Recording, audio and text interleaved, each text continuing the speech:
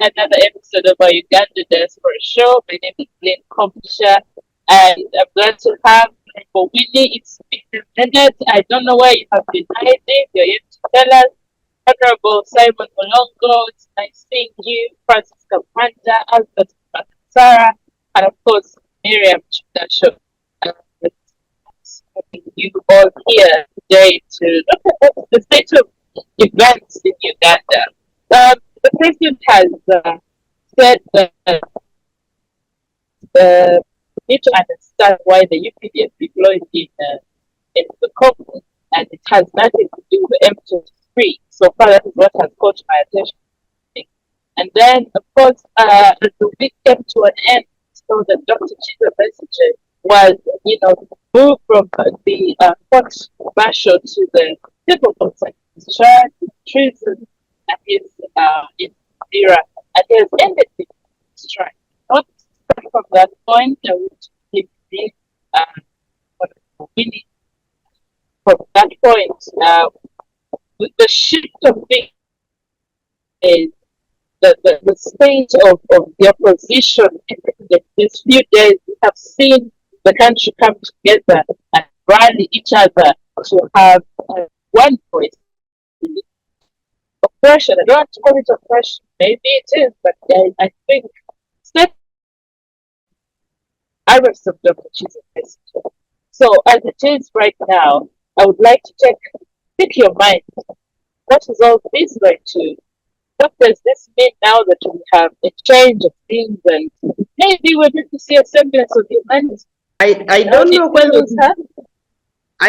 whether it is just from my end, but I have not picked you properly. If others have, I would like to just request that you repeat the message. I'm so sorry. Hello? Can you hear me well now? You are on and off, so apologies. I'm on the move. I think that's why I need Kampala network issues. But I wanted to ask you, Honorable Winnie, when we saw the shift from the court martial, my point actually, on Dr. Kiiza Besigye and the move to the civil court, him being tried for treason, it's not the first time it's happening to him.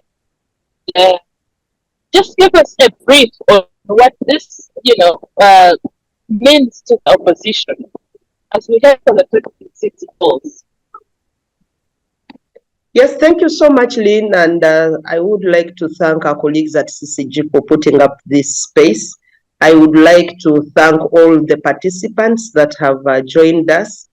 And in Kampala, it is too hot. And like you're saying, you're traveling. Yes, I can understand the challenges you are facing on the road because of the potholes and, of course, the network that is on and internet that is on and off along our roads. But coming back to your question, for a long time, I think since the beginning of Museveni's time as a dictator, when I say his time as a dictator, those who have lived with him, including Simon Mulongo, will understand that the first 10 years of President Museveni were years of jubilation, years of merrymaking, years of real progress, and years of democracy. Even when we were not having elections, but during those years, I can tell you that Museveni was a darling to many people. Well, after the Museveni changed his face to now show us who he is, that is when even the UPDF Act came into force that was bringing into now the court martial, which Museveni is using to harass, to torture, and incriminate those he thinks are against him. So Dr. Besigye's trial in the court martial is regrettable, is unfortunate, and was really not called for. For those who have been following the events that brought Dr. Besigye to prison, you will all agree with me that the manner in which Dr. Besigye was brought to the court martial was all shocking. First of all, his abduction from Nairobi the Nairobi apartment that has always been referred to was a scandal. That you just go abduct someone from a country that is not yours. As to whether they used Kenyan police or Ugandan police or Ugandan military or Kenyan military, that is a story for another day. But to us, we believe that if Dr. Besigye was really a criminal, as the state thinks, one, they should have used the legal process, like starting to let him appear in a Kenyan court. Then they would use the available legal regime that allows them to even extradite him from Kenya and extradite the cases from Kenya to Uganda. But the best Museveni could do, maybe we want to thank him that he brought him safe and brought him to Uganda, not like what he did to my brother Amon Wazira. At least he was able to arrive home while he's still alive.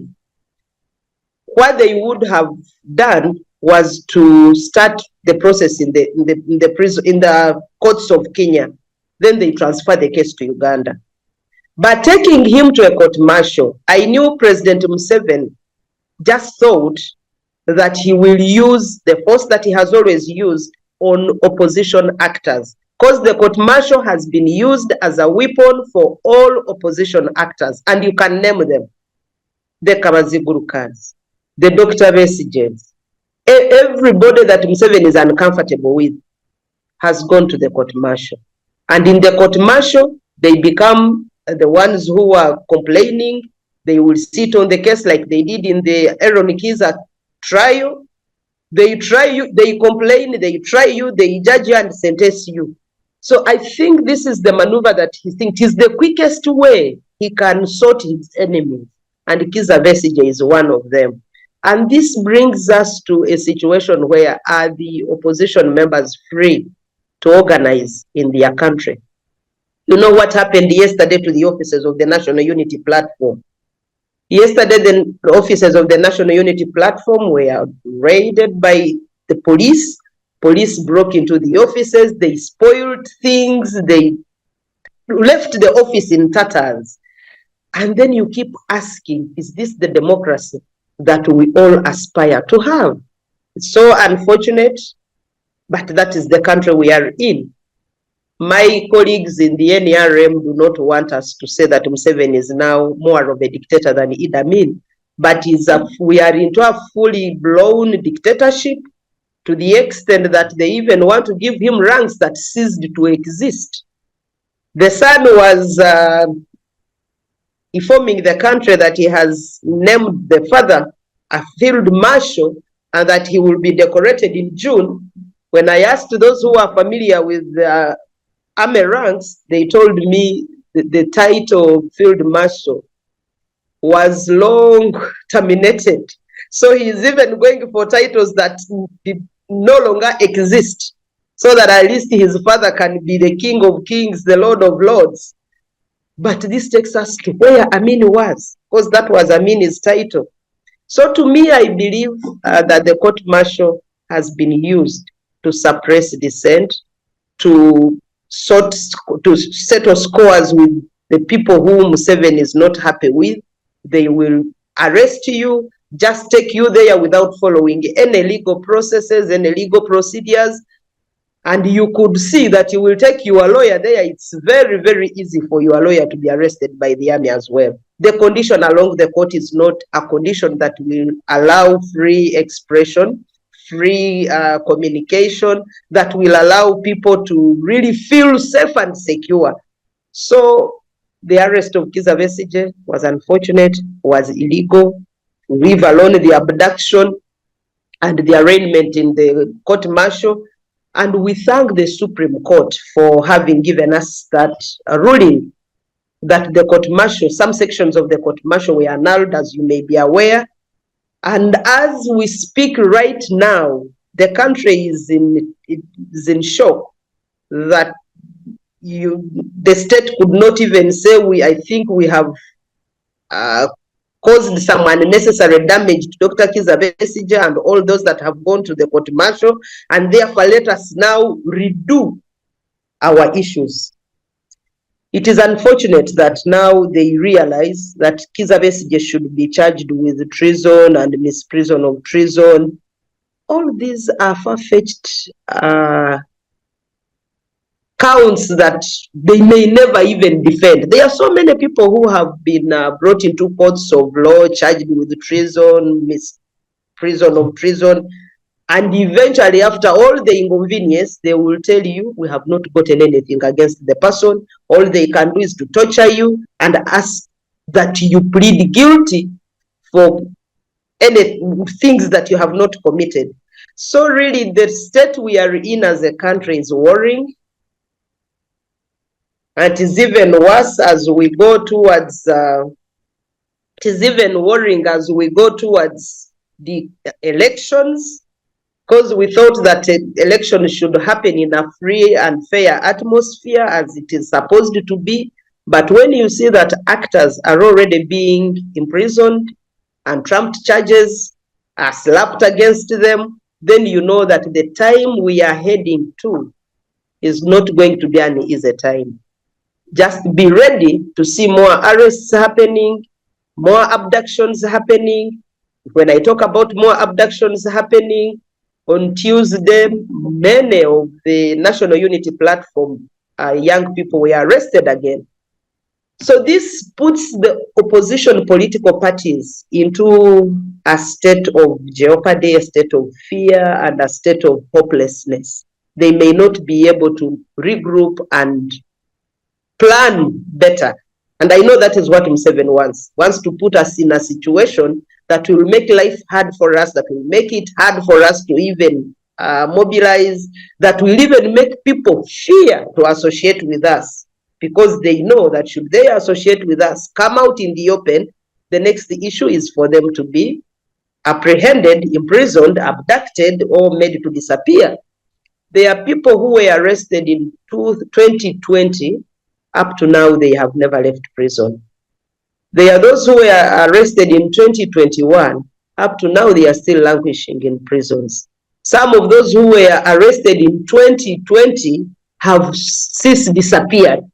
Their families don't know their whereabouts, even when the government accepted that they have them in their custody. They have since disappeared. So the state we are in really is a state that anyone should be worried about, and we should all work towards making Uganda a better place for all of us to live in, because this is the only place we have as home. It's our home, all of us, those in the ruling government and those of us in the opposition. There is no any other place we shall call home. We may call it home, but yes, this is our motherland. It's my duty and each one's responsibility to make sure that we fix our mess and make the country a better place for all of us to stay in. That's what I can say for now. Right. Thank you very much, Honorable Winnie, for painting a clear picture of what things look like. I hope I'm audible enough. Somehow. Can you hear me? Sorry. I know. I'm hearing you now. Okay. So thank you indeed for that.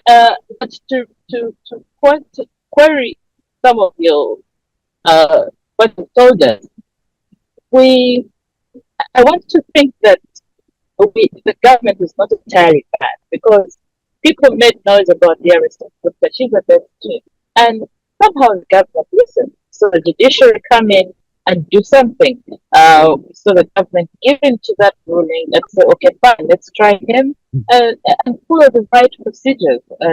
He received some sort of justice. And after that, we also saw that in response to that, he also called off his hunger strike. So I come to you, Honorable Simon Mulongo, and I ask, honestly, is everything that bad? If we are seeing elements of wrong elements, should the government keep quiet? The case of what happened to officers. When something goes wrong and Dr. Kiiza Besigye is at the center of it, shouldn't government act on it? Is the question I have. Is everything really wrong that the government is doing? Honorable Simon. Well, you should have started with Francis so that they augment the opposition ideas. But You well, can come back. yes, thank you. I think because, of course, Lynn, you are traveling, so we may even lose you at some stage. But so far, we're trying to struggle to understand what you're saying. I have listened carefully to what my sister, my young sister, and who Your wants to be mother. my mother as well, has been arguing. First of all, the government has not worked outside the constitution or the legal regime. When the case related to retired Kizza Besigye was referred to the military courts, it was within the provisions of the law, and the Parliamentary Act on UPDF is very clear about who can be subjected to military court martial. The challenge which ensued was that of interpretation of the law. Whether in the way the law was crafted, it took into consideration some provisions of the Constitution and so on and so forth. And the Supreme Court came up with a ruling which the government has obediently followed. And therefore, they have transferred the case of Kizza Besigye to civil courts. There is no better submission than that by the executive to judiciary. And without just having some corridor talk, which I'm aware of, the fact is that the government has demonstrated its submission and humility in terms of the executive being obedient to the whims of the judiciary. And because the judiciary did, the Supreme Court ruling was the effect that if the military wants to operate fully fledged courts of judicature, it should really join by making certain adjustments to the law. The qualifications of the personnel as court officers who should be supporting the military courts, and also to allow it to operate freely between other courts and itself. And it's what I think is very important. So either the government does that, if it is to continue with the military courts, to approximate and rationalize the courts system, or it has to go to the current established civil courts, which, according to the ruling, is the best place for the non-military people to be subjected to. And this is what they have done. So Dr. Besigye is now has been committed to the High Court, and we shall see how this goes about. As you may be aware, the government has committed a number of people to on charges of treason, and some cases, some have of course made it, but a number of them have collapsed. This demonstrates that really the government is not a dictatorship.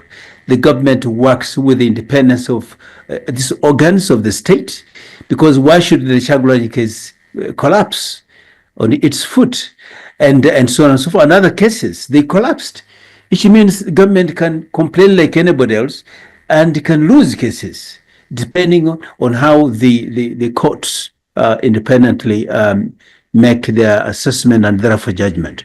So to me, I'm not towing the line of dictatorship. I'm towing the line of the functional government with the separation of powers, where the executive does its work.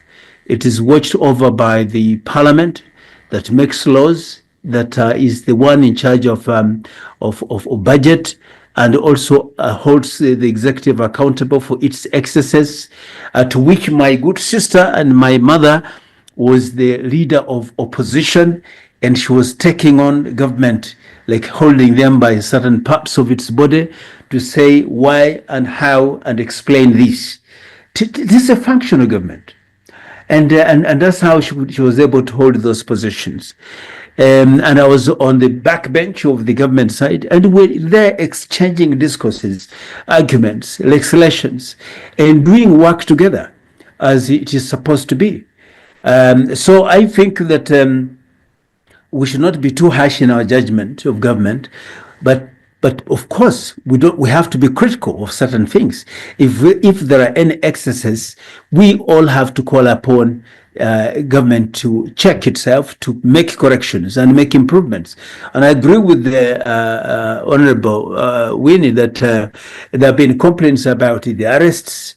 There have been complaints about the treatment of some opposition figures and so on. And this is okay for us to raise this complaint. It's okay, because if we see that they're in excess of what is expected of them. So that's it. So then the question of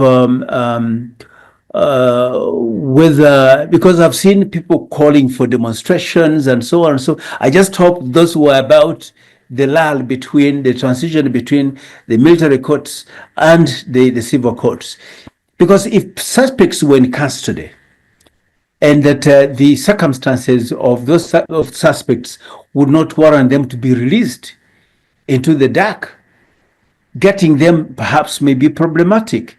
And they had to make sure that they are available to be produced before the honorable courts, the civil courts. So really, yes, that can be explainable, the gap between, because this was the new phenomena. And as usual, if you're migrating from one system to the other, there are usually necessity for have a transition.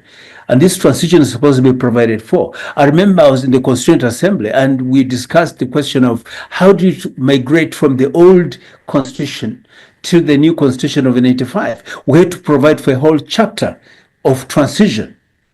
And this was not provided for in the ruling. So it was left to the Attorney General to come up with administrative measures to be able to transit from the previous military court system to the civil courts. And people interpreted it in many, many ways, others making all sorts of wild allegations and mobilizing for protests, just not nationally, but even regionally and even internationally. Well, that to me now is back. We are now at the moment when Dr.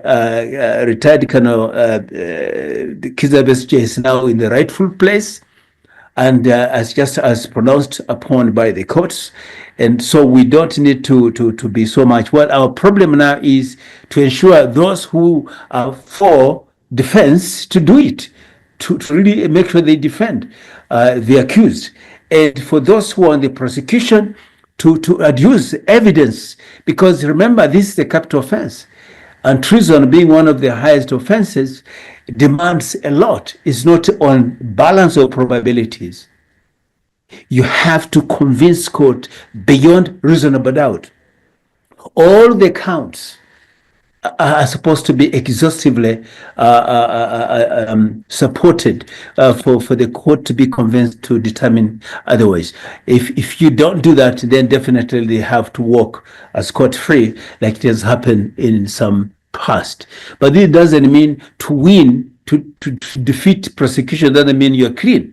Many times, if you're caught stealing vegetables at home or sauce, you should be able, you can be able, if you are very eloquent, you can argue your case out, but that doesn't mean you are very clean. It just simply means you are very, you have tactics to be able to wriggle yourself out. So really, to me, it is the right of every state to complain. It's the right of every state to ensure constitutionality, rule of law, and anybody attempting to overthrow the government using unconstitutional means is subject to the courts of a given jurisdiction. And this is exactly what is happening. Back to you, Lynn. Thank you so much, Honorable Simon. Can you hear me? Please, when I come back, I need someone to say yes, we can hear you because Yes. of network challenge. Beautiful. Yes, Thank you so much, Honorable Simon, for that elaborate explanation, some of which we didn't know. Now, I want to ask Francis, because honestly speaking, everybody, whenever an opposition figure is under fire or has, for example, been arrested, the opposition makes noise about it.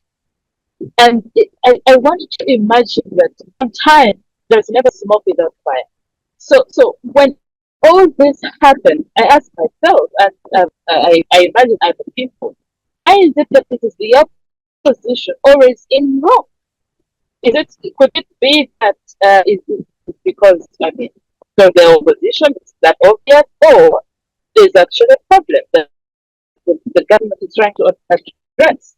Thank you, Lynn. You are breaking it here, the last part of the question, and all other fellow panelists. It is also important for us discussing these matters of national importance. I get you where you are saying whenever members of our communities are arrested, the opposition will normally make noise. I would say we don't necessarily make call for accountability for government. What we do, and we don't know that is the first submission that I want to make. And from whether we just jump onto these things, for us in the opposition, we always ensure that things are working in the correct way and working for every Ugandan. That's why we always come in to oppose some of the things that are targeted.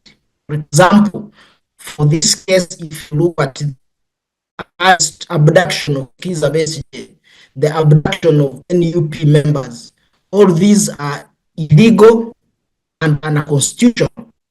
Because if they were constitutional and in a democratic way, then serve a person the same or come and identify yourself abducted, and then sometimes like if you look at what they did to Nyanzi and the electoral commission or committee of the NUP, you abduct them, you take them, then all of a sudden you come and dump them. That's what we are trying to say that is unacceptable. Mulongo said that what is being done in Uganda is constitutionality. I think, Mulongo, there I have to disagree with you, because we have our position again. The fact that says and constitution is has there is stability pursuing dissenting people opposing, and then you can see. Oh, sorry, Francis, I think we've lost you. Here I was thinking my network is the worst, but we can proceed. Albert, I want to inquire from you. You have worked before, you worked with the NRM before, you interrupted before, the in, the out. The question is, I still want to ask the same question I asked Francis. Honestly, is there always smoke without fire? Are they just normal government harassing the position, or is always a problem that needs to be addressed?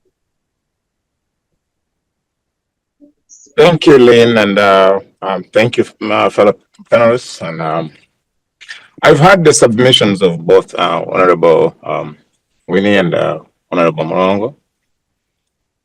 They're very eloquent in their presentations, except that the audience we have, and even some of us fellow panelists, we are all Ugandans. So this would be very good submissions to foreigners or somewhere in Brussels or Washington. But we know Uganda. It cannot be a coincidence that this intensified violence only happens, or at least it's intensified in election years. So there has to be something. So to your question, is there smoke without fire? Yes and no. The smoke could be there with a small fire, but when somebody pumps it up, or when the breeze comes through, the fire can intensify. And this, in this NRM government, seems to happen every election cycle. So is it true that some in the opposition may actually behave in some and several ways? Yes, because people are beginning to lose hope that this government cannot actually hand over power peacefully. So yeah, so if can somebody have a conversation and say, you know what, I wish that so and so could be eliminated this way or that way. Yeah, that could happen, and somebody should be held accountable for stuff like that. But it cannot also be a coincidence that these things seem to happen more frequently in election years. Obviously, we are speaking. We're sitting in foreign lands. We voted with our feet. So the honorables are on the ground, and they've seen this. They've seen this circle. I would appeal that there be a degree of honesty in some of these discussions, so that we don't talk about these things in the abstract, and we don't really stay in our camps, and because that doesn't help solve the problem. As Honorable Winnie said, this is the motherland we got. We're never going to get another one, and I think everybody understands that. So staying in our camps and not tackling these things, as Honorable Mulongo said, oh, we are not in a dictatorship, the government is complaining. No, the government of Yoweri Kaguta Museveni is not complaining. It's never been in the business of complaining. The government of Museveni acts, and in most cases acts irrationally, acts right away, and then shoots, and then questions come after. So this is a very powerful executive, has always been. So it's not true that, oh, he's just complaining. He's not complaining. Also, it does not need to take a prisoner to go on a hunger strike and the images of him near death being displayed for the court to abide by the ruling. If a court has said these people should be tried in civilian courts, it doesn't need to take 2 or 3 weeks to transfer somebody from Makindye to Ruzira, which is about what, 3 miles apart? It really is not. It's not that complicated. So the government is begrudgingly complying, but the chief executive is one who has been against bail for these kind of cases, and his judicial officers, who are after 40 years are now exclusively cadres of the NRM, are listening. So one can also ask, what kind of justice will Dr. Besigye have in such a court? And if the chief executive, who's the appointing authority to these judicial officers, is saying there should not be bail in these treason cases, that is already prejudicial to his defense. So what kind of defense are we talking about? My appeal is that, again, we talk about these things sincerely, because these are questions that we need to ask ourselves, and we need to resolve for the next generation of Ugandans. This is a country for all Ugandans. It's not just for one set or subset of people. We have to do better for this next generation of our kids and children, our kids. They have to find a better place. Honorable Winnie was talking about how somebody wants to bestow the title of Field Marshal on the president. I say that actually you shouldn't complain, because that actually makes your point. I think if somebody wants to make me a pope, maybe they are really looking at some of the qualities that I have that resemble those of Pope Francis. so maybe Honorable Winnie, you shouldn't complain. You should actually thank God for that. It's like, okay, maybe this will amplify what you're saying, that there's really not daylight between Field Marshal Idi Amini and the Field Marshal to be. So again, like I said, this is going to be a tough road to the elections, but it really should not be. The NRM is a dominant power party in Uganda. They can do some of these things legally, constitutionally. They do not have to put the country on tension every election cycle. And I wish it could stop. I wish for those of you, Honorable Mulongo, who's close to the NRM and still subscribe to the party, I wish you can send this message to these people. And yeah, the country does not have to go through chaos and turmoil every election cycle. It really does not. People don't have to have their ribs broken. They do not have to be abducted in the middle of the night. They do not have to have these frivolous charges on them. This can be transparent. It is important to build a democracy in Uganda for obvious reasons. For obvious reasons, because it will not be pretty if this government does not change hands peacefully. It will not be pretty. It has never been. Every change of government in Uganda has always been followed by bloodshed. Why can't we learn from that? So, and I'll stop there. There's somebody with an open mic. If you can, please turn it off. But I will give you back the mic, Lynn, and thank you so much. All right, thank you so much, Albert. I like where you end. The government come down. We cannot have the same drama every election cycle. And I want to think that now I'm a bit audible because I have a bit stabilized. I want to come to you, Miriam. The rights groups and opposition lawmakers have they condemned the whole thing of Dr. Kiiza Besigye. They also Amnesty International came forward and said his detainment was a travesty of justice. Dr. Kiiza Besigye is not new to this, let me call it drama. He's not new to this. He's been there. He has seen it all. He has been the most arrested person we know globally. Honestly, what is so unique about this? And should everybody, by now, according to what Albert said, we should have by now gotten used to the fact that it is an election cycle, same old, tricks. Shouldn't we know that and let it go? Be like, they're going to come down eventually, and we move on. Thank you, Winnie, and my fellow panelists. Honorable Winnie summarized it all, and let me also add, just like, how people can never get used to bad things. I was surprised, Facebook has this habit of giving you reminders and history moments.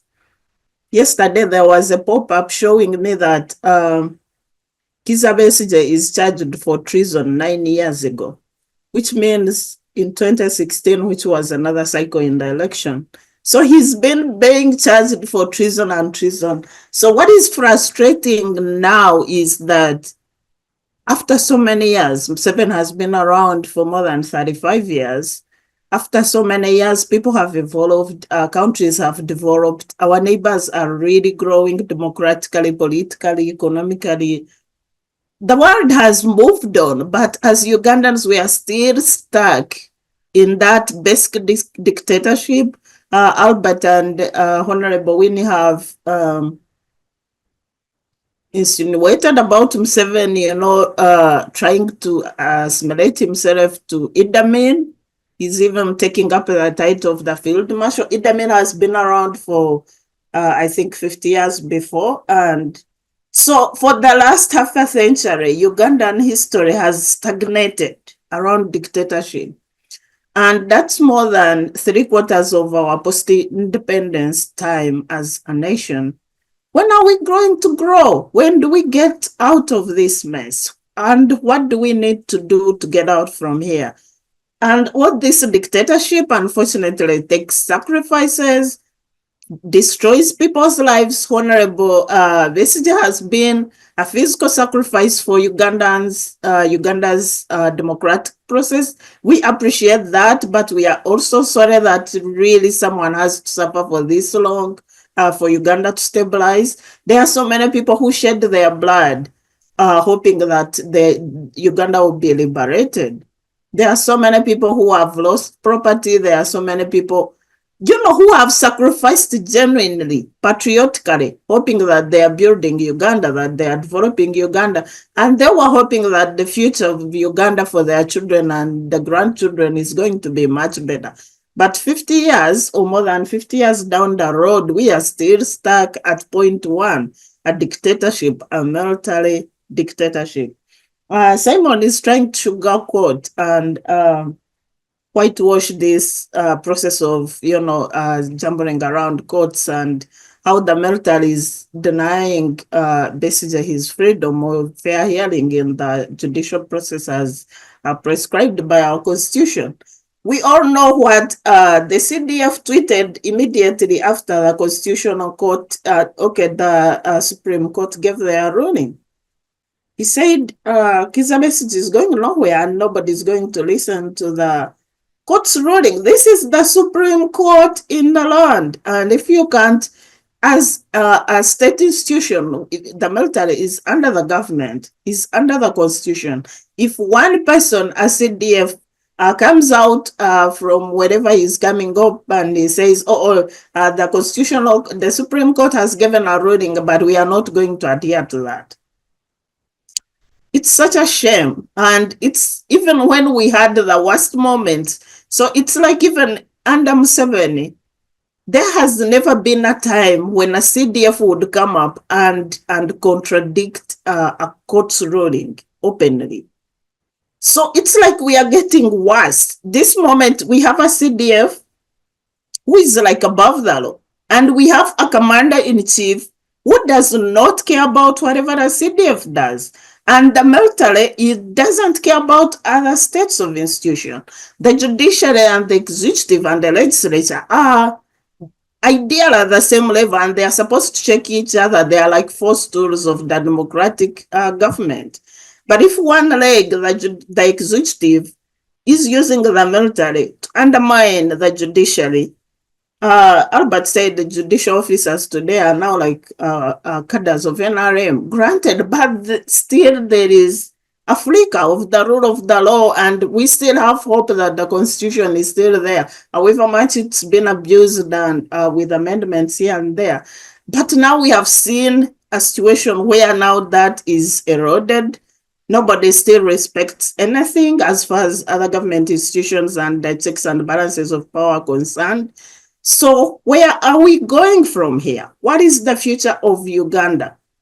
Unfortunately, it's been visible and so clear that the president is not so much in charge of what is going on as far as the military is concerned. If he's in charge, then he has let the ball roll on like he's the UPDF, which used to be somehow professional, slightly professional, is getting loose, and we all fear we might go back to Idi Amin's era where, and even during Obote too, where anybody with a gun was the boss, was the law.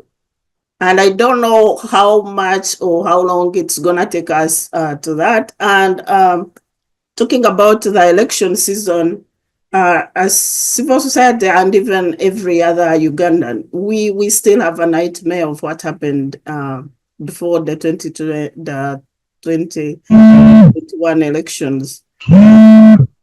And we know how people's lives were destroyed in cold blood murder on Kampala streets. We know how opposition leaders like Bobi Wine were tortured, and how many members of their parties were kidnapped, others maimed, how kids' lives were destroyed, others were killed, others disappeared, and up to this moment, they have not been found. And we know who's been doing that, the UPDF. And like I said, now the UPDF, which used to be somehow professional, if it was a class, you would give it like a C. Now it's going to an F as far as being rag and organ is concerned. So they are getting much worse and worse. And whatever the son said was a CDF. I don't know if he's still a CDF because he's so far doing things, CDFs, even according to the UPDF rules, and code of conduct are not supposed to do. So he's even overriding the role of CDF, like he has gone beyond the box of what a CDF is supposed to be. So are we running a militia government? It's no longer, I don't know what Simon has to say about that, because I know he has some background in security. Like, when you have the commander-in-chief of a force which is supposed to be professional, conducting himself and professionally, he is ordering forces. I don't know who orders the kidnaps, but those kidnaps are extrajudicial, beyond the law, beyond the gray, and nobody's controlling that. Nobody's closing those taps of illegalities and hooliganism in the UPDF. And the UPDF so far is overriding other institutions, including the Constitutional Court, the Supreme Court. What is the future of Ugandan politics going forward? Indeed, what is the future of Ugandan politics? And I would really want to engage Honorable Winnie before she runs off. During the time you were leader of opposition in Parliament, we had a very vibrant opposition. It seemed a bit structured and a bit organized. And since you left, and since your colleagues, some of whom were part of the FDC, then DP, we have seen a mutation. I want to borrow the word. We have seen a huge change in the opposition of the country. As far as just a few years ago, when you were leader of opposition, a lot has changed, really. We cannot, I personally, and this is honestly my personal view, I don't think I have confidence in our opposition. Most of either the voices have been muzzled up, or the goal has changed. So I ask you, Honorable Winnie, do you see a future of our opposition? Where does the current state of events, especially as regards multi-party politics, where do you see us going politically in terms of multi-partyism? Thank you so much, Lynn. I think to begin with is do we have a leadership in the country that believes in multi-party politics? When we went into multi-party I think we do, because he introduced multi-party politics 2006. There is introducing multi-party politics and then practicing multi-party politics. Just like we are talking about democracy and then asking ourselves whether really we are practicing democracy in the true sense of democracy. I will first, before I answer that question, I want to first take us back. My good friend, brother, and now son, Simon Mulongo, was a member of CA. And I've always loved to read the preamble of the Constitution of the Republic of Uganda. And this comes to kind of re-echo what Albert said, that there has never been any smooth transfer of power from one leader to another.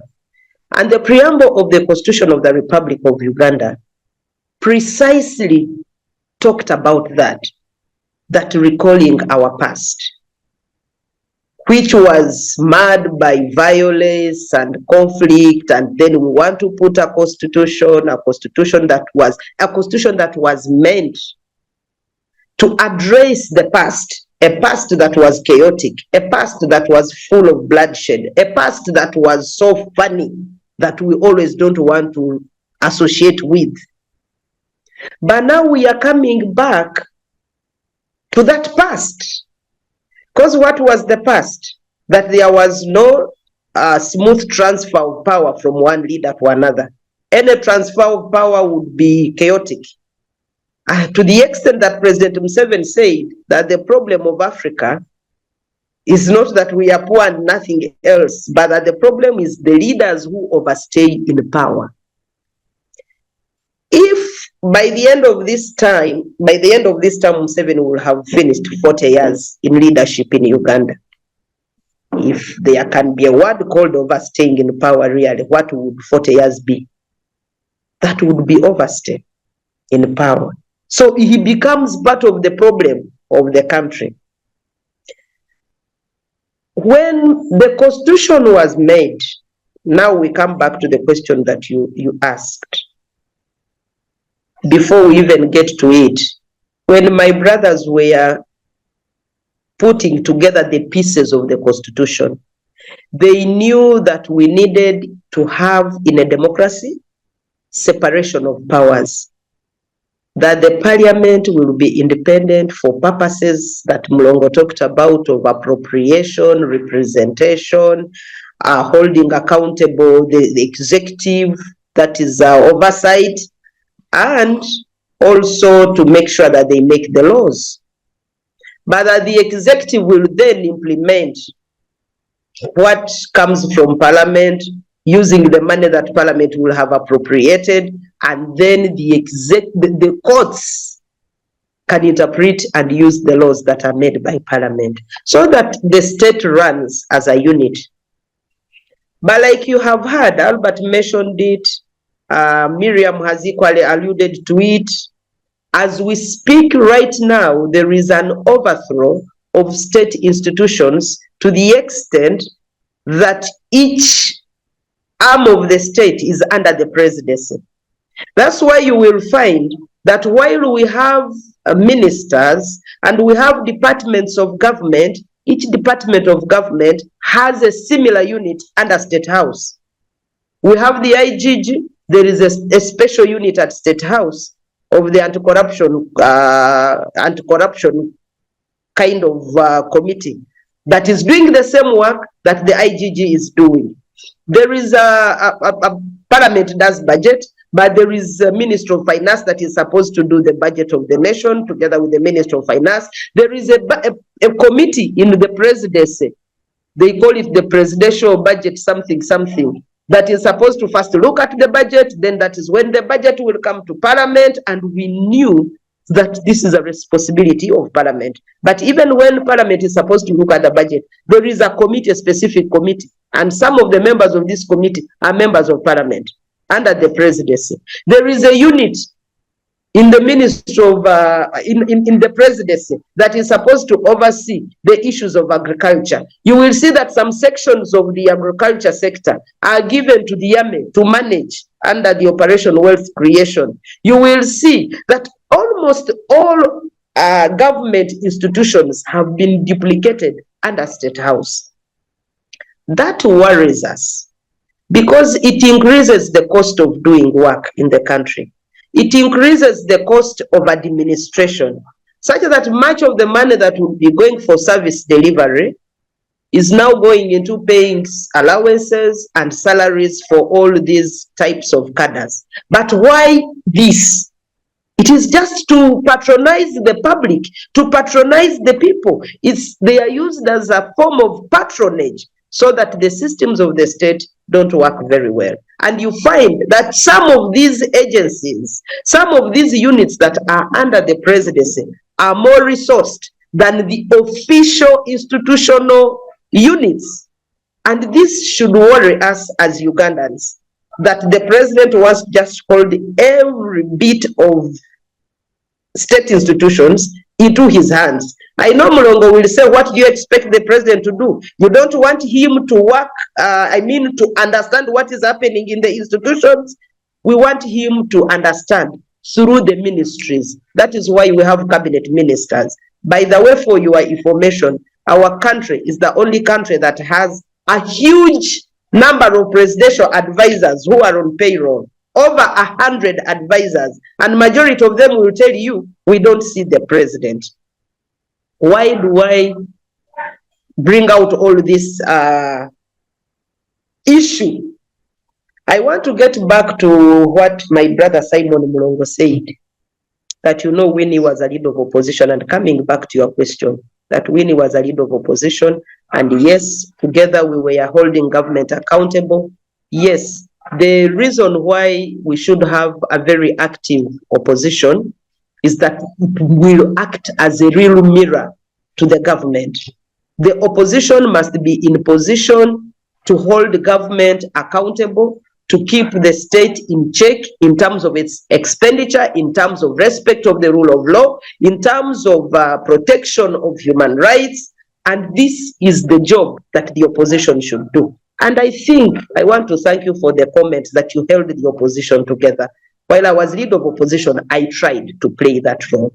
But I can tell you that Museveni does not believe in a functioning democracy.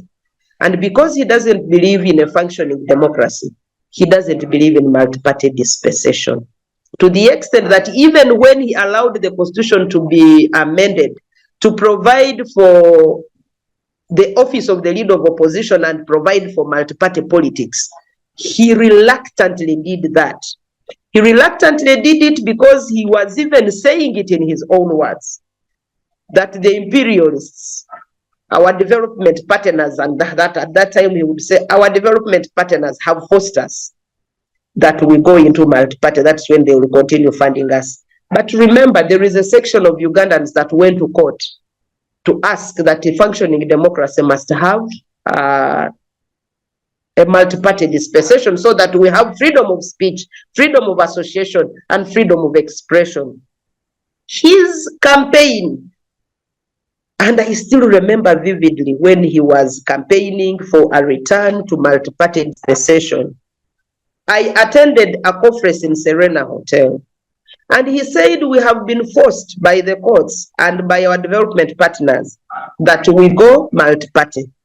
Tubaleke bagende, tulioke tuenyweze. Tubeijeko, tubaleke bagende, tulioke tuenyweze. His issue was looking at people who were rooting for multi-party politics as distractors, and he has continuously said it, that those are saboteurs of government. In his own way, he looks at a member of the opposition as an enemy, not as a development partner, not as a co-actor in the processes of democracy. And so, why is the opposition not as much active as it was? Every other year, Lynn, Museveni gets more lethal and lethal than the other years. I was just remembering that before, I think in the early years of ushering in a multi-party dispensation, Museveni would deal with members of the opposition after elections. If you may remember how he dealt with the Buganda kingdom in 2008, some people may think he was just dealing with the Buganda kingdom, but the issue was that at that time, Uganda had voted for the opposition forum for democratic change, and he wasn't happy. So the only way he had to discipline them was to attack the Lubiri. They killed the people at the Lubiri there. That is when he started giving more force to the Sabanyala, to make sure that the Sabanyala creates tension between Uganda and the Banyala. And this caused the chaos. It led to the killing of people in 2008. In 2016, when the people of Kasese decided not to vote for President Museveni, the lesson they learned was to have their people murdered. And he had to attack them, to tell them that I was attacking the tribe. He went directly into the cultural institution, killed, arrested people, and everything was the way you saw it in 2016. I think he saw that if I keep killing after elections, people will find me and realize that I'm doing it because they did not vote for me. Now he was on preventive. That is why he became too lethal in 2020, where he killed the people in Uganda because Central Region was also telling him no. Now, because of all this, my dear members of the opposition are all worried.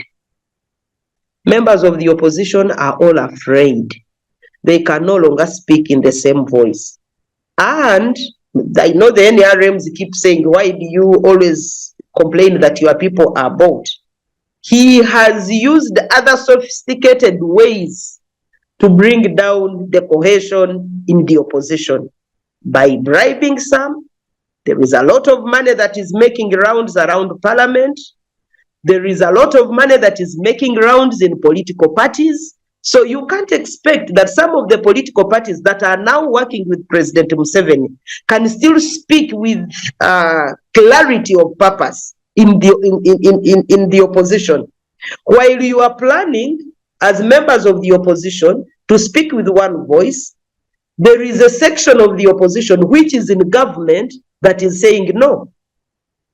So this kind of tokenism that has come into our politics, that is making it hard for the opposition to remain united and glued. We are dealing with a section of the opposition that is already having memorandums of understanding with government, and another section that is not having memorandums of understanding with government. So you can never have the unity that we used to have. He has introduced the use of money into members of the opposition, and of course members also of the ruling government whom he thinks are so toxic to his regime. So the opposition may never remain as united as it used to be because of those circumstances. One, President Museveni doesn't believe in multi-party dispensation, and if he was given an opportunity, he would say, let's kill it. Secondly, he has manipulated the opposition to the extent that some of them have accepted to work with him. So some of the members of the opposition are his agents, even in the opposition space and in parliament. And so you can never find a united opposition. But how have they come to all this? One, he has ensured that those who can only survive in business are those that are close to him, to the extent that members of the opposition cannot do any business and he survives to enable them continue thriving. So economically, he has impoverished many citizens. He has impoverished those he thinks are not with him, and because they can't survive, they have to join him. And in a way, you kill the spirit. He has killed the spirit that was gluing us together.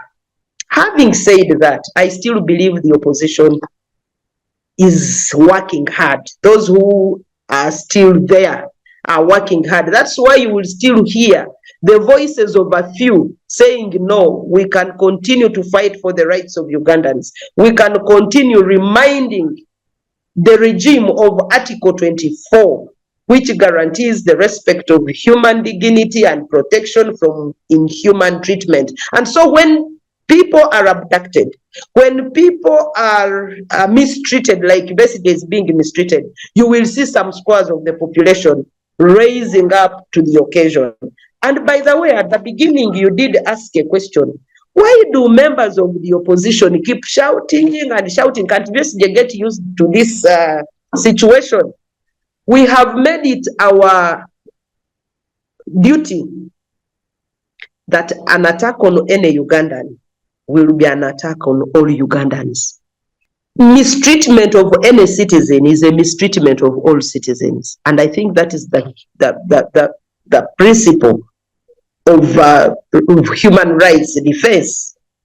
I can tell you that when the Honorable Chris Baryomusi was attacked for speaking the truth to power and he was arrested, we are among the few people, those of us in the opposition, who spoke for him and went to see him in prison. Some of the NRM members did not want to speak. When we realized that the Honorable Nebanda's death had questionable issues, members of the opposition spoke, but these were not members of the opposition. But we had to ask the government, why did this death occur the way it occurred? I can tell you that when the Honorable Mama Babas, even when he was still NRM, was arrested under the violation of the Public Order Management Act, which he personally defended in Parliament, I was among the few people who went to police to go and visit him, because I knew that his right to freedom of speech, his right to freedom of assembly had been violated, I went to Kira Road Police Station to visit him, and we spoke for the Honorable Amama Mbabazi, even when we knew that he was among the promoters of the public order management law, and it was the law under which he was arrested. We kept telling him, our senior, you are advocating for this law. It's not good for all of us. So even right now, we would like to call upon all right-thinking Ugandans that what is happening currently, we should all defend the rights of the citizens as provided for under Chapter 4 of our Constitution. And I want to thank my brother Mulongo for being part of those who came up with the piece that we have of the Constitution, though we have severely amended it. And as a way of scaring the population, you had the CDF tweeting and even naming a date when Besigye will be killed. This level of impunity is what we want to bring an end to. So someone is already arrested. Now you can imagine why some of us are uncomfortable with taking civilians into the military court. Muhoozi is the supervisor of the military court because it is under him. Even when you enter there, you will see his pictures there, the pictures of the Minister of Defense and the pictures of the head of state, because he's the commander-in-chief of all the armed forces. Now they take you there. The supervisor of the court is already sending a message to his court that that man is due for hanging. And in fact, I want you to hang him before this date. He even mentioned the date, and he has said he had found a tree where Besigye would be hanged. A supervisor of a court where I am coming. And you think this one will be a free trial? Now, even when the Supreme Court came up with the proposals and the decisions that they made, the head of state, who seems to be the complainant in Besigye's case, said, you know, the courts are not the ones that are ruling this country. We know the rulers of the country. And even going an extra mile to say, Judge so and so was about to come to where we want to go. Justice so and so is closer to where we want to go. But Justice so and so, you are the head of state. You are the one complaining that there is an issue of violations of the rule of law that is happening. So really, we need to bring sanity to our country. And like I said at the beginning, there is a lot that is happening in our country which we should not all remain silent about. Today it might be members of the opposition, because those in the NRM don't know when they will be members of the opposition. Let them put themselves into the shoes of those who are in the opposition right now and ask themselves, if we were the ones in the opposition and we are being treated the way we are treating these people, what would happen? A friend of mine who was a member of the UPC political party, then when UPC was in power, told me that, you know what Museveni is doing? We used to do it then, but we didn't know it was wrong. That we would even feel happy when we are beating up the members of DP. And now he is still a member of the opposition. So he says, it is now that I'm realizing it. I visited Ghana. And because Ghana's democracy has matured, you can see that there will always be transfer of power from one leader to another. I found the former prime minister was now the leader of the opposition. Actually, he's the current speaker, Right Honorable Bagbin. Bagbin was asking questions in parliament, and then I would see the prime minister rising up and saying, but Right Honorable Leader of the opposition, this is the position that you defended. Actually, now the prime minister then saying, this is the position that you defended, and we are acting according to the decision that you made then.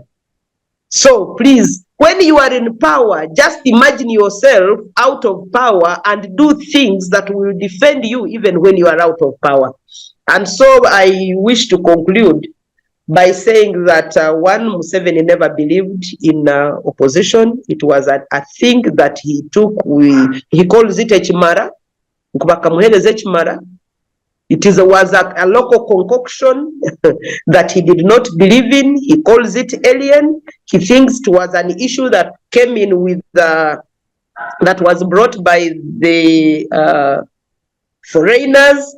That is why you will hear when the opposition makes any serious submission and they are holding him accountable, he will tell you they are funded by homosexuals, they are funded by foreigners. I think he just imagines that members of the opposition can never have any brilliance, can never have any knowledge. They may never have the capacity to interpret the laws. There must be someone else to interpret the laws for them.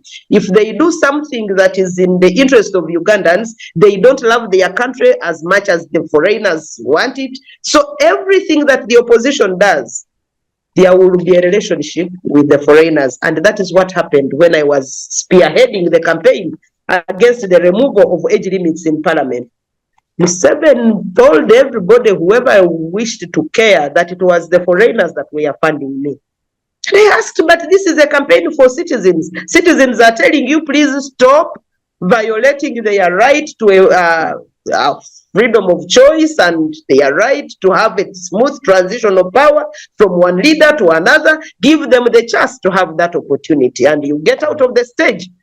It was the issue that it was the foreigners coming in. So, to all of you, the panelists, I will be leaving soon, but I want to thank CCG for putting up this space and for really enabling us to speak what is in our minds. To you, my brother Simon Mulongo, I know you are a very intelligent man, and I know you love Uganda.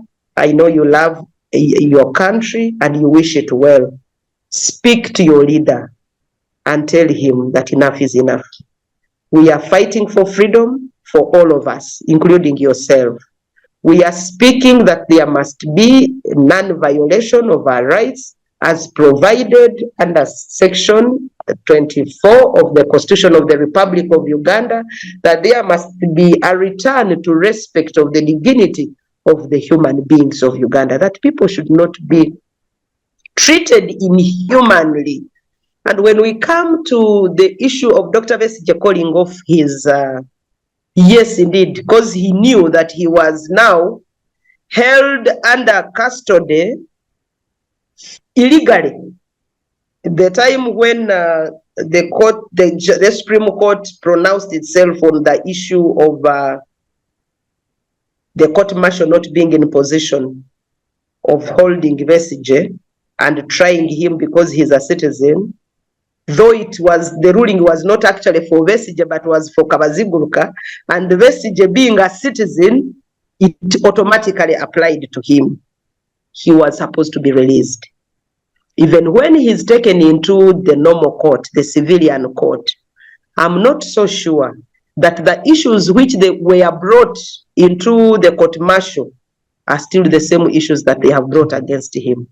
Because if it is a matter that an issue that was of a global nature, I don't know that the local courts have jurisdiction over thoughts committed on a different land in Kenya, in those areas that they talked about in the court-martial.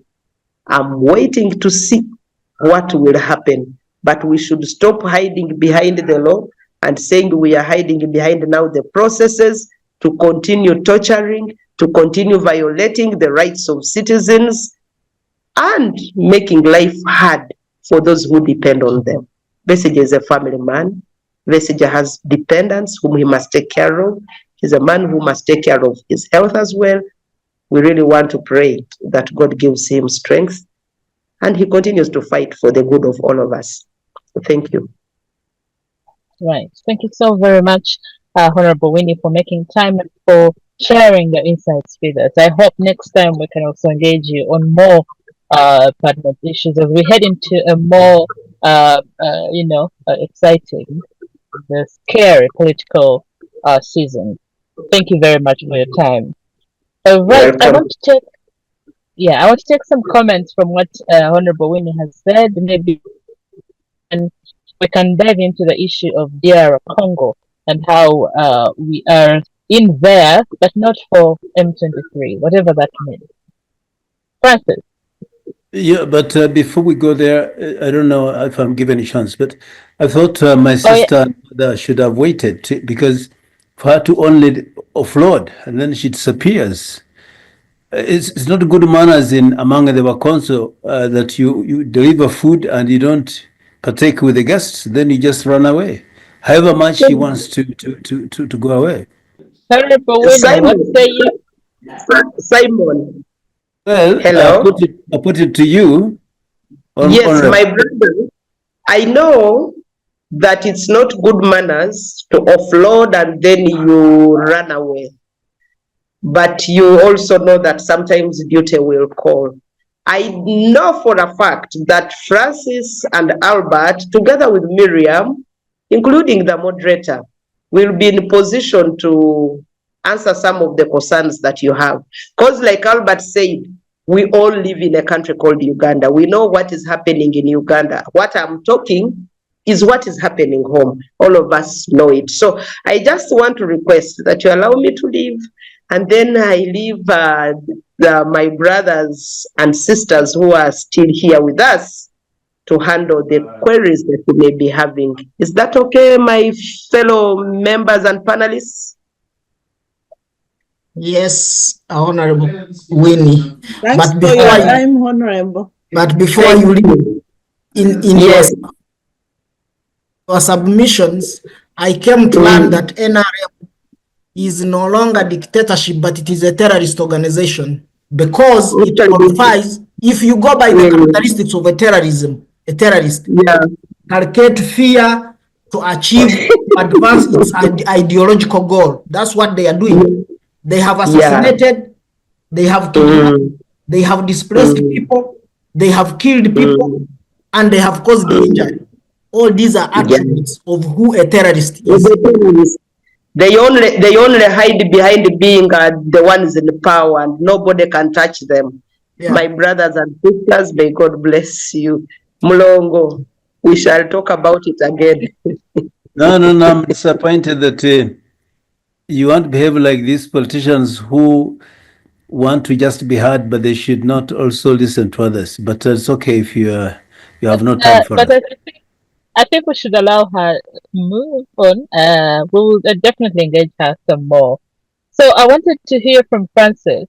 Just let's speak a couple of comments from each one of you on her submissions or generally, and then we can dive into the Congo issue briefly as well. Francis. Thank you, Lynn. Like I had said, most of the issues that Honorable Win has raised, of course, it's what we have always been discussing about on this platform, the violation of fundamental human rights, like technically overthrowing our own constitution that we all agreed to given our history. If you look at Article 20, Article 22, right to life, Article 24, in human actions, fair hearing, Article 38, civic rights, and so on. All these, the NRM has abrogated, doesn't respect anything, and so on. And sometimes when Mulongo was saying we should not refer to Museveni as a dictator, then I was like, okay, has the definition changed? But they meet all these parameters. But the bottom line is, as how Honorable Win has said, we are all thinking of a Uganda that works for all of us now and even after, whether you are in power or even after you are not in power, and for even our children and our great grandchildren. But otherwise, right now, the trajectory that the NRM is trading is destroying the country.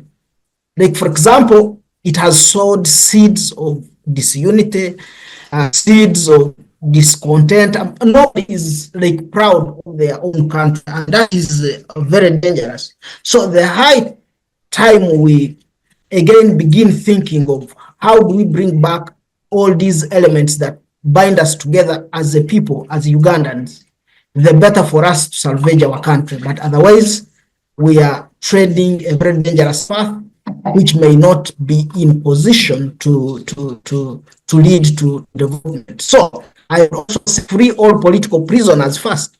Those who have cases, follow the right procedure, how the Constitution says. Stop abducting people. If you are not cowards, or if you are sure they have issues to settle all cases, don't you come in broad daylight and say, so and so you have a case, and then the person is arrested and charged. Other than abducting, you go torture them and so on, then you come and dump them. Or you even tell them, if you ever say what we have done, then we shall come for not believe it, or you regret it. So I think these inhuman actions of the NRM government should stop. Because Mulongo, you should accept that even you yourself, as NRM, you meant similar uncouth behaviors onto your own members, like what normally happens in your primary elections. That is a bad precedent that should not be surfacing in the 21st century. Thank you. Thank you. Thank you very much. It's unfortunate that Winnie left before we would sort of tackle some of the things that she raised. I'll start with her last point about the charges that have been preferred against Dr. Besigye and his colleagues, and whether they have changed. As far as I know, and I was looking at the charge sheets, it is actually the same. It is the same thing that was charged against Dr. Besigye, and the respondents or the accused remain Dr. Kizza Besigye, Haj Obeid Lutale, and Captain Den Sola. And it's about international meetings and discussions on regime change, issues of assassinations, and so on, which actually are categorically against the provisions of the laws of Uganda, the Penal Code Act. And I know, as I said before, that the burden of proof, as is stated in Article 28, Sub-Article 3 of the Constitution, lies with the state, the prosecution, and therefore the accused remained innocent until they are proved guilty. And it is upon them to defend themselves against any material evidence and other issues that will be brought against them. To me, there is no dictatorship by any definition that acts like this.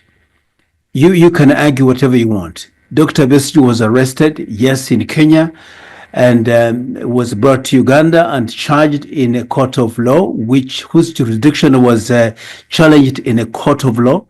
And now the matter has been moved to a civil court as provided for in the case law of the Supreme Court. So there's no dictatorship by definition that goes by this. And I did state earlier that the state has ever lost cases of similar nature. This means that whatever the complaints they may bring before courts do not necessarily mean that the courts will be forced to dangle them down their throats and generate a judgment that is in favor of the state. Always, never. And it depends on how you really argue a case before court, and whether really the jurisdiction can allow Uganda to act on a crime committed outside the country. Yes, affirmatively, yes. I know. Let's not be narrow-minded about some principles like the territoriality principle, where most of the cases are supposed to be based on the jurisdiction within its own territory, or the nationality principle, where we assert jurisdiction over crimes committed by the nationals abroad. Yeah, this principle is based on the idea that citizens owe allegiance to their home country, and therefore the country has the right to regulate their behavior even outside its borders. You see, and I don't have to go into cases where some jurisdictions like the UK, Israel, the US have had to go after some people whose crimes border on the threat of the national security of those specific jurisdictions, even if they are committed in Panama, including the former head of state of Panama being tried and sentenced to serve a sentence in the U.S., or some fellows who were Israelites during the genocide, Palestinians, or even Germans who ran away to Argentina and were apprehended in Argentina and brought back to face trial back home. This happens. It is not new at all. It is called universal jurisdiction, and it is supported by legal frameworks, either domestic laws, but also international agreements and treaties. Like the arrest of Dr. Besigye in Kenya is based on the treaties and agreements within EAC and also between Kenya and Uganda. It would happen the same. People are only looking at one aspect of saying that never went through the question of using courts for them to extradite Dr. Besigye, but that is just one aspect of it. There are many other aspects of that. So, but I just wanted to go back to some other issues raised. Of course, my brother calling the government of NRM as a terrorist organization. First of all, we are a fully fledged state and with a functioning government, with the institutions of government, including the courts of judicature, to which you are very happy that they made judgment in a manner that favored your aspirations. In the case of Dr. Besigye, there can never be a terrorist organization that has national mandate, that has a legal jurisprudence that is exercised correctly, and so on and so forth. So I don't have to refer you to any other schools for you to be able to fully comprehend the issue of the definition of a terrorist organization. And we're not just an organization, we're a fully fledged government and a state with the state institutions. The issue of the CDF and their comments, it is true. The CDF has been quoted in social media to have said that, and some instance of direct speech at some functions. Yes, people can say that. They can lament and say anything, including the president. He can't. He's a human being. He can hurt. He can hurt others. He has feelings for and feelings against. But the question is, how does he operationalize those feelings? How does he put them into effect? Does he do so in the infringement of the law? Does he do so in the infringement of established order? These are the things that are more fundamental, but not just he was at a party, he said this, or he was dining, he said this. But what does the law provide for in such instances? And has his actions breached this given established order? These are the things that should engage the rigors of our mindset. And to me, the answer is no. Because if really the CDF, who has all the apparatus of the military under his whims, including the military courts, why did they allow Dr. Besigye to be surrendered to civil courts? Why didn't they stop him from being taken to court? He did not. That means the issue of the respect for the principle of separation of powers is at its peak and is functioning. Yes, where we say that we're trying to move away from Article 1 and so on. Article 1 of the Constitution spells out clearly that the power belongs to the people.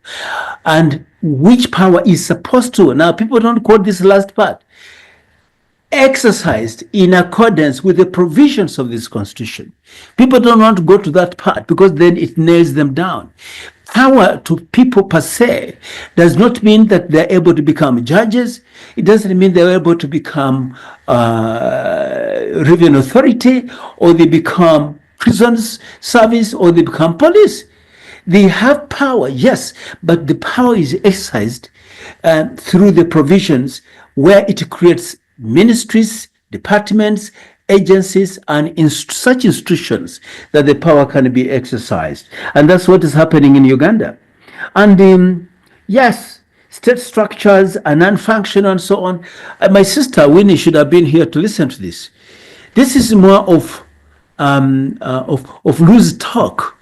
You know, I don't want to talk loose talk. I want to talk about specific things with the empirical data and evidence. The fact that the State House has institutional order, it simply means they want to have more solid coordination between the State House and those ministries, departments, and agencies. You don't have to wait until you summon a minister to Entebbe to explain a simple point that a desk officer who is nothing but a representative of that ministry, department, or agency can provide that information to the president. It narrows the functional time between when you want a point of information and when you summon somebody to come physically driving through the jam to come to leave office and come to you as a president. So these are some of the administrative measures that the president could have put in place to ensure much more smoother functionality of the performance of his government. And then Winnie at the time of LOP, yes, definitely she performed well. Am I hearing something? Okay. It's okay, you finalize. I needed to pick. I wanted us to quickly run to wind up.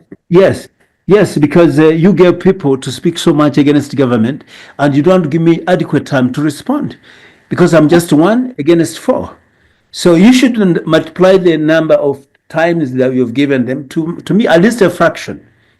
Yeah. Please go on. But without blackmailing you, I just want to make it very quick. The issue is that at her time as LOP, yes, she did her best. But also, it was the time when they lost out on the coherence of FDC. It was her time, and they broke up. Montu and I don't know Nandala, I don't know who, and then Besigye cohabiting with a DP guy called the mayor of Kampala and blah blah blah blah. It was her time. She never managed to bring it together, and she's feigning issues like, oh, they were bought, oh, they were done this, oh, they were seduced, or they were using money. If you can become so cheap to be bought, to be really diverted to a canon issue, then you have no idea about the postulates for which your party stands. People, abuse women. They call them prostitutes because you can just dangle some little money and the woman follows you. But since when did these men, including generals and colonels and senior politicians who are well schooled, behave like the so-called village women who are just bought around, if at all it is true? So let's not change the responsibility to stand upright as people who are very serious and blame the president. Even if you use the money, what did they accept? You become like Adam. It is the woman whom you gave me. What did you accept the woman to deceive you? So I think those politics of excuses should stop. We should be able to stand and account for our acts. And therefore, the opposition in Uganda has no excuse whatsoever to say that they are being manipulated. If you have manipulable mind, then you have no capacity to be the head of state and to be one who can stand and defend the sovereignty of a country, because you're just easily manipulable. So to me, they disqualify themselves. And I want to rest my case on this to say Miriam has no argument. She's likely going to attack this because she knows even what she's been doing herself, not to stand here and face the heat. And just like some of us are here. Thank you so much, Madam Lynn. All right. Thank you, Honorable Simon. I could see Miriam burning up. And so Miriam, please, go ahead. Yeah, I wish it was physical, Simon. How can you bring women into this? How? Never abuse women in such a manner, You can't say that. I said in my village. Village women are women whatsoever. I wish you could withdraw that statement or whatever point you made. That was unhygienic. And to go back to your point, Besigye was never extradited from. There is M23 also matter to discuss. Yes, Besigye was never extradited from Kenya. He was abducted. There are so many people who get killed in that dark moment between. There is a legal arrest way. There is a way they arrest people legally. take the police, go arrest people, arraign them in court. If you have evidence against them, let them stand trial. But when you come someone in someone's bedroom, you abduct them, whether you kill them, whether you maim them, whether you make them disappear, there is nobody to even have to be a witness to that, nobody even to follow up. How many people do we know who have been killed in such a manner? Like the military goes to, they send the so-called drones, they abduct people on the roads, they abduct. How can you whitewash that illegality, that criminal act and organism, that it's a legal way, the government has to defend itself? I mean, as Simon, today I'm so disappointed in you.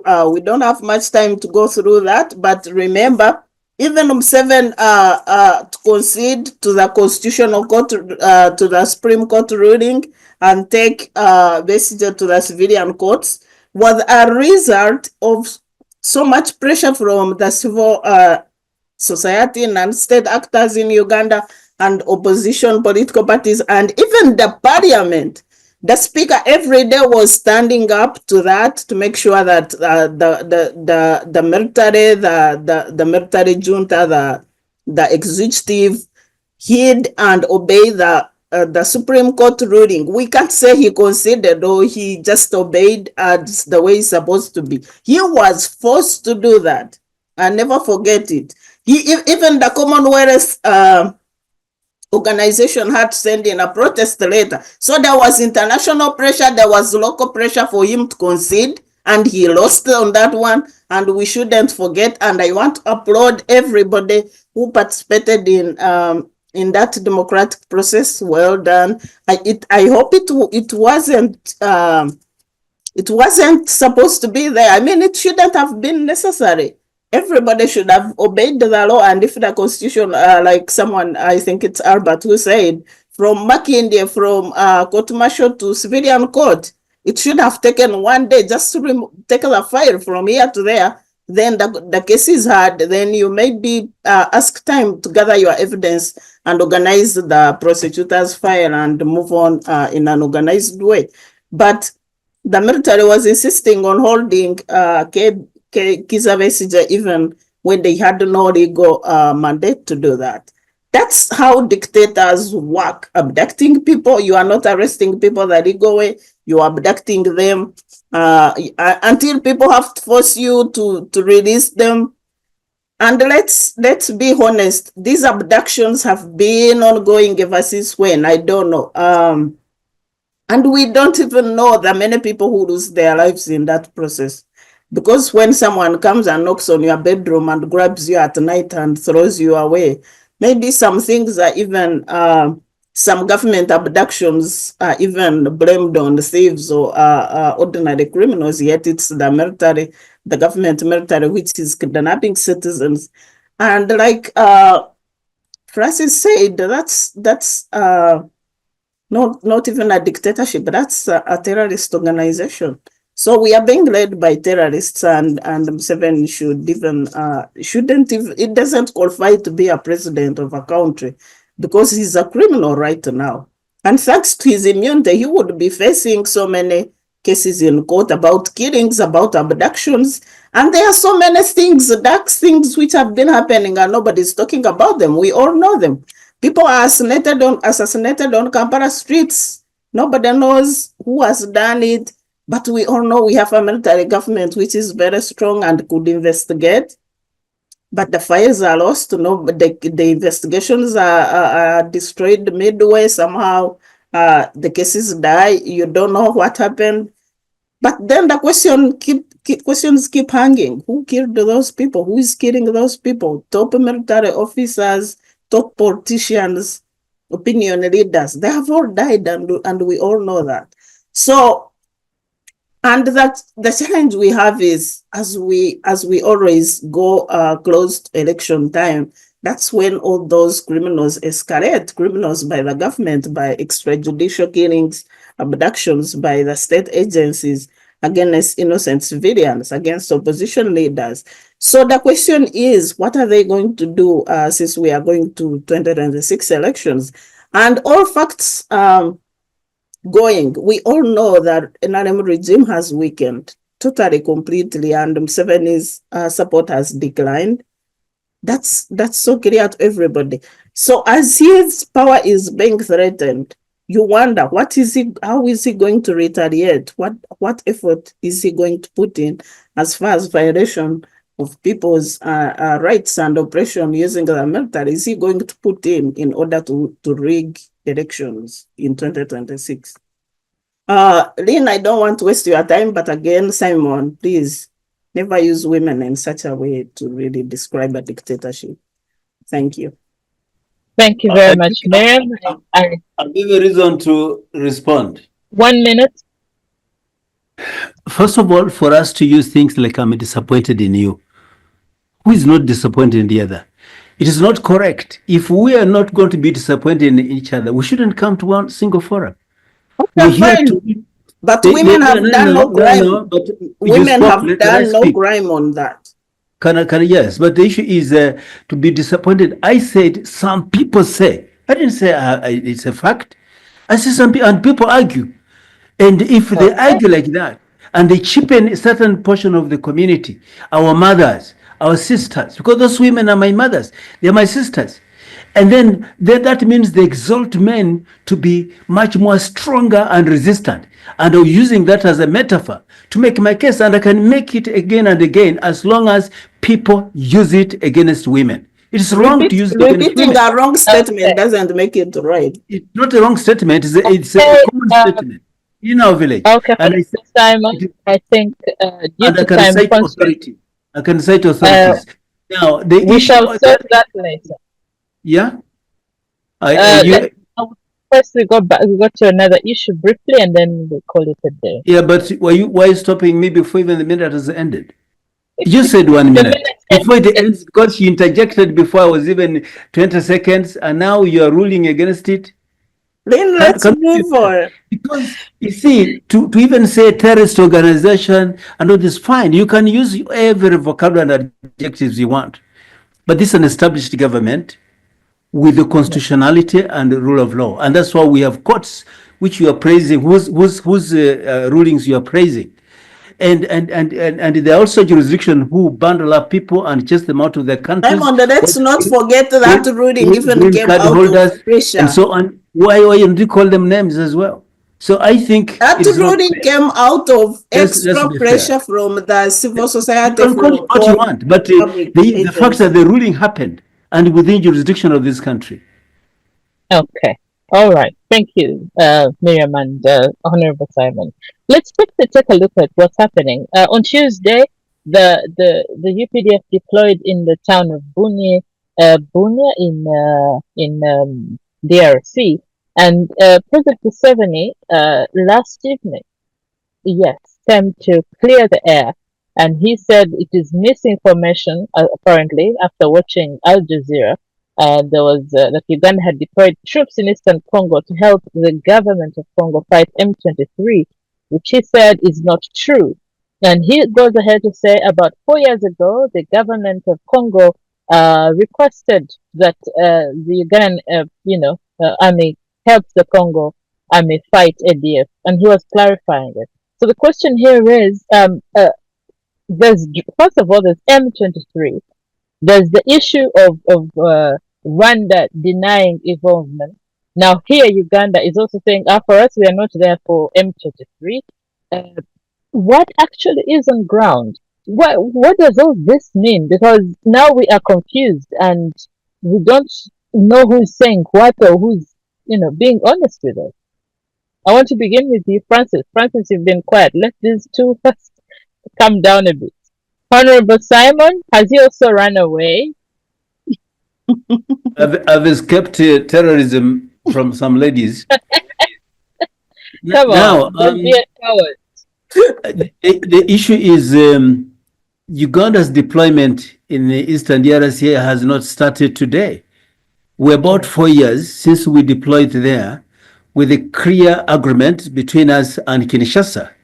And our operations are joined together with the FARDC and UPDF and Operation Shujaa. These are facts. there's no way we can expand our presence there when there are mass atrocities being committed on the next door within the same Ituri region, because our operational area borders between northern part of North Kivu and southern parts of Ituri region. And so we just expanded to go to Ituri area to be able to step out the genocidal tendencies that are happening there. And really, this should be credit to this very good government that goes in to help a neighbor. When your neighbor's house is on fire, you go in to help. And that's what is exactly happening. We are not a part of the M23 business. The issues happening south down there. And even if M23 advanced northwards, I don't think they will come after us, because if they did, we can defend ourselves.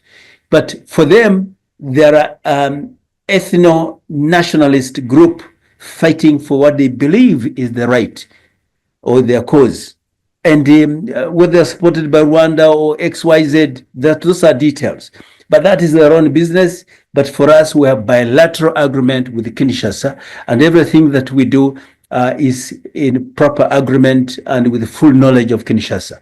So I would like to say I was surprised to see people just put it, because you see, with this media, particularly the CNN effect, they want to make something look like so flaring and burning out of control. Now Rwanda is in, now Uganda is in, and so on. But if that's not true, otherwise Kinshasa would have come up already with a big statement against us. Why haven't they complained in the UN or the AU when these matters came before the two institutions? So just believe what it was clarified by His Excellency the President, and also by the spokesperson of the UPDF, Comrade General, spokesperson of defense, not just UPDF, but defense, Klaije, that to explaining to the effect that actually this was not to do with the M23 escapades. Back to you. All right, thank you, Honorable. Francis, are you there? Oh, did you leave us? Okay, I think we are not hearing. Hello. Okay. Can you hear me? Yes, now we can hear you. We are talking the UPDF movement into Eastern DR Congo, and they're claiming it is strictly non-business to do with M23. Your comment? Yeah, thank you once again and other fellow panelists. Like, I have always agreed that yes, it is the duty of the UPDF or the constitutional mandate to keep our territorial borders peaceful and then free of security. And I also do agree that it is a good thing that the bilateral agreement for them to go and attack the rebels of Uganda who are operating in Congo. But I always have one fear that the UPDF, sometimes it is always misguided by self-interest of the people who are manning it to go into what we have not asked them to do. My fear right now is that since we have had tensions between Rwanda and Uganda, and on it again results into us settling our differences by going to war in Congo, like as how it was in Isangani some years back.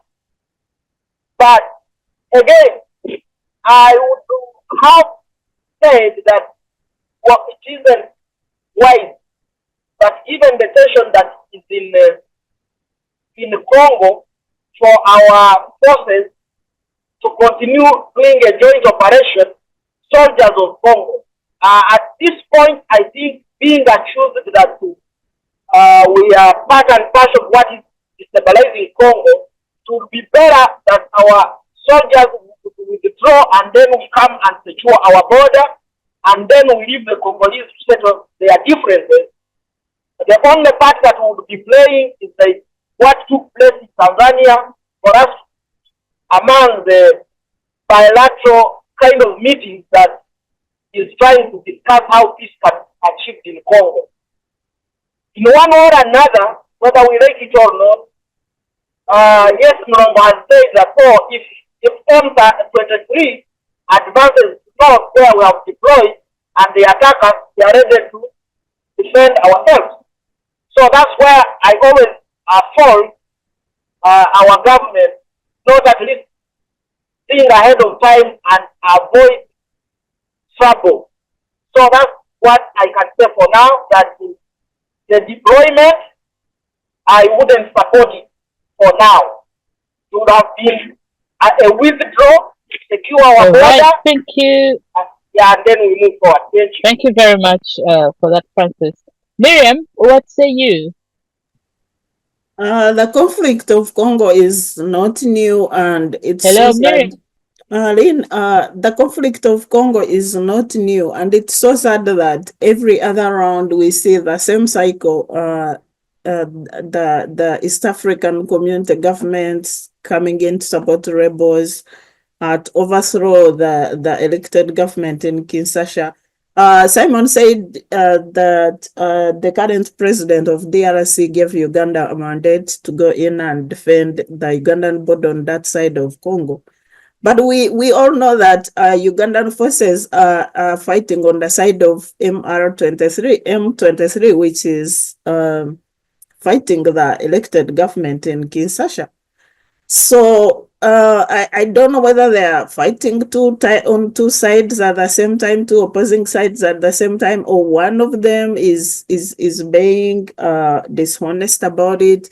But the fact is, the way things are is not good, and some leaders in East Africa, Ruto and other international bodies have called for ceasefire, which is long overdue, because no civil conflict is good enough. People have to be displaced, lives are destroyed, and societies are disorganized in that way. Even soldiers are humans.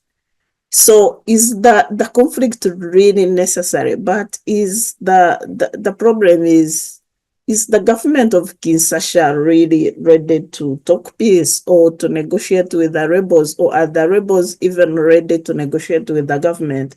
In most cases, you might find the rebels, whether they claim they need ceasefire, it could be like how NRM was, under M7 NRA was claiming they are talking peace when they are busy fighting to take over power. So are they genuine in negotiating peace, or they are playing along as they continue fighting and they want to overthrow the elected government in Kinshasa? And if the Ugandan government is supporting that treason, that exercise to overthrow elected government in Kinshasa, I think they are very wrong, and they shouldn't use our taxpayers' money in such criminal activities. But all that said and done, I want to appreciate the government of USA for coming in to sanction the excesses of Rwanda in this conflict. Last week, they sanctioned Rwandan Minister Kabarebe and M23 rebels, rebel leader who is called Kamuhanda Kingston, and his two companies which are engaged in illegal trade of minerals. I think that's where the problem is. Stealing resources from DRC by these people who are pretending to be fighting for their political rights, but the hidden agenda is about resources, and that goes for Uganda and Rwanda.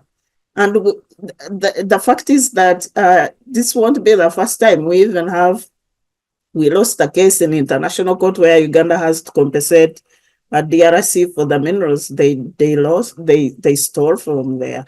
So when Ugandan forces are being deployed in DRC, are they going there to protect our borders and human rights of DRC people, or they are going to hide a stealing project underneath, with the guise of fighting for the security reasons? So that's something we all need to question. And if we didn't have a dictatorship, I think our members of parliament would be questioning the involvement of our forces in other countries for illicit purposes, being used by our leaders for unconstitutional duties, almost personal for them in another country. But since like all the panelists today have said, do we have a democratic government which can hold the executive accountable? That is not possible. So, but Lynn, I also, we were disappointed about the US new government, but I was so happy that they have not lost it and they still care about the human rights of Africans. And the recent move was really very positive and very encouraging. I hope they also come and look at our situation in Uganda in future.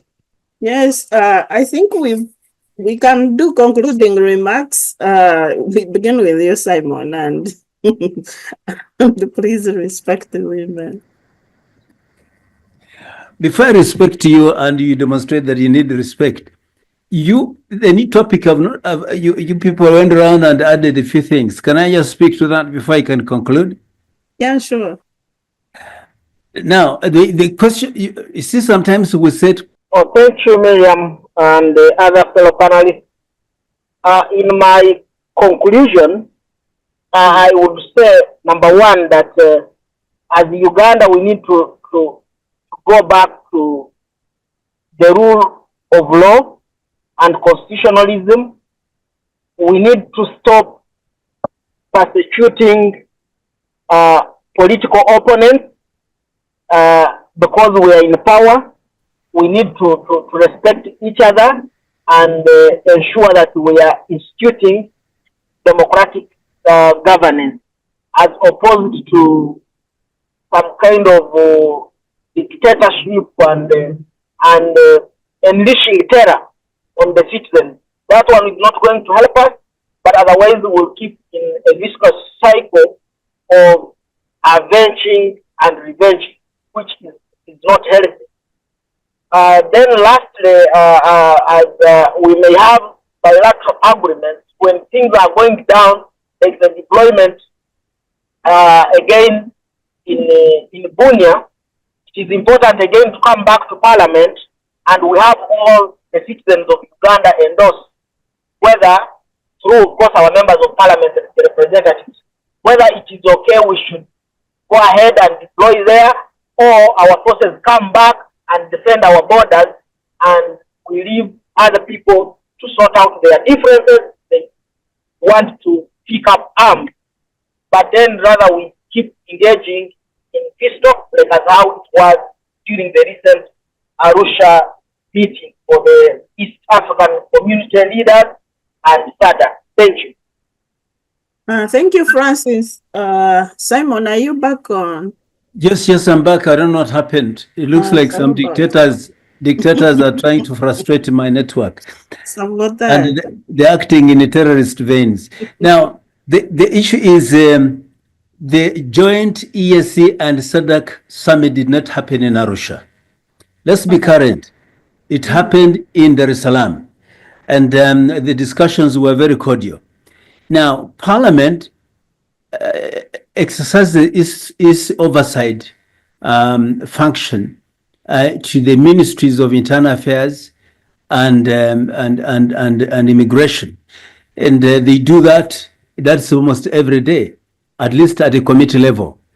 And you cannot say you subject to any operational tasks within the same mission to come back to Parliament, because Ituri and the area from Bunia coming down to Bunduguya, Kamango, and Butembo, that's the same area, and it's the same region. So really, there's no need for that, except for the revised concept of operation, which is supposed to be agreed upon by the governance, command and control machinery of DRC and that of UPDF.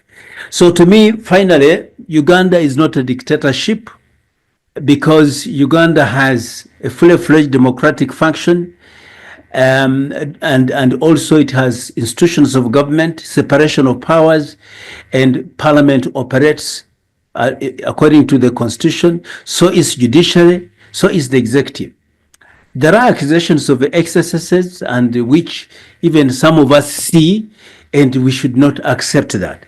And they are supposed to be challenged. And that's the purpose of really having institutions that oversee, to check if there are any activities that are in excess of the provisions of the law. And we should not use that to really qualify it to be a dictatorship. Because if the government had an excess by using military courts, it was called to order by the Supreme Court, and it has obeyed. So really, to me, as long as there's this kind of self-reinforcing mechanism to ensure there is a balance of function according to the Constitution, is what we call constitutionality. I see the opposition want to act as if they're terrorist groups, putting on uniform, red berets, and having inspectional parades, which is a reminiscence of something different from a political party. It is not provided for in any way in the law to behave as if you are a uniformed agency of the state, because that's not it. And finally, I'm not so worried about the issue of Uganda into Congo, as long as they stick to the agreement between Kinshasa and Kampala. If there is any change, then of course they will come back to Parliament. They will inform even Kinshasa or agree to disagree. But for now, they're acting within the realm and the terms of the agreement between the two states. And since Madam Chair is totally in agreement with me, and I can see she's smiling. I want to ask one question before you leave, Simon. Is Uganda still supporting M23?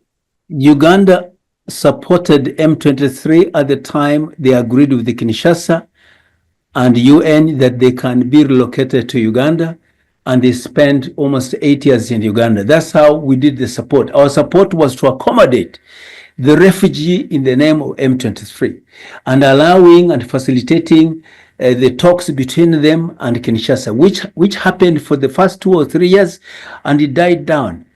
And these people went on their own accord because Kinshasa never bothered to check on them. The last thing we had was that they are up again in arms. So our support at the moment, we're just onlookers because it is happening to our neighborhood. What we don't want is to see any threat emanating from that area into Uganda. And Francis, you should know that we have deployed in those areas for purpose of ensuring that we are actively defending the territorial borders of our country. But as in going in there for M23 area, no, we're not there. And I saw you are supporting the sanctions. It's unfortunate that these sanctions are done in a manner that I would support such sanctions if it was not to do with the modern imperial machinery, that if their interests are not supported, then they will come in to sabotage and so on and so forth. But you see, we are still captives of imperial machinery, and our sovereignty is always under negotiation and challenge and controlled by some other actors. So I wouldn't want to rush to support such, because if the Banyamulenge and other groups have been so much persecuted, like some people feel they are now persecuted, and if, for example, you rise up to challenge the government, surely you should be sympathized with. Fortunately for us in Uganda, there's freedom of talk, there's participation, representation, but there, all the minerals that come from that area go to the coffers of Kinshasa and those agents of Kinshasa, and the places without roads, no school except the Catholic infrastructure. So surely if these people rise up to say we've been disenfranchised and our agreement with you has been breached, so what can we do? Me personally, I sympathize with the M23's cause. As long as they're fighting for a nationalist cause, a cause that we know whose agreement was sabotaged and destroyed by their president, and the president has not agreed to talk to them, calling them terrorists. I can see similar language somewhere. calling them terrorists, and yet he cannot even talk with them, neither can even engage directly with his colleagues in the region, but opts to go to discuss with the imperialists in Munich. That's where the solution will come from. To me, that's a disaster of the highest order, and I just do not wish him the best, because that's not how we solve internal grievances. Back to you. Thank you, Simon, for your views and great opinions shared. To comment slightly on the sanctions and why we are uploading them, you see, for us Africans in diaspora, we spend a lot of time lobbying our governments to really look into the human rights abuses, the excesses of the dictatorships in Africa. And when they come out to give us a hand, we applaud that. That's what we call for. It's no longer that old imperialist arrangement. It has moved on. We are operating in a global community, and it's Africans also participate in these campaigns. So this is a plus and an acknowledgement that they really hear our voices, and we are partners in this, and they won't condone excessives as far as our governments back home are concerned. And like I said, I hope they keep it up. You know, we were kind of frustrated that maybe this current government won't take too much interest in African affairs, but we are so glad that in a few weeks they're in power. They are already up and action. They are active in DRC conflict in Sudan, and they are really, the fight is for human rights. The M23 leader who was sanctioned, you could see that there were issues of sexual violence by his M23 rebels, the use of child soldiers, and other excessive human rights abuses. So that's so much in line with international human rights protocols, and we really appreciate that. As we end this talk show, I want to appreciate all the panelists, Honorable Winnie Kiiza, who left us early, and Albert Bakasara, Francis, Kamuhanda, thank you so much for your time. Honorable Simon, we always appreciate your time here, and Lynn, our moderator, who left us earlier. Lynn, thank you so much for moderating our show, and on behalf of you all, I wish you a nice weekend and hope we meet here again. And thank you, our viewers. Please stay tuned on Civic Space. Where we have so many engagements as far as Uganda civic rights and issues are concerned. Thank you and bye.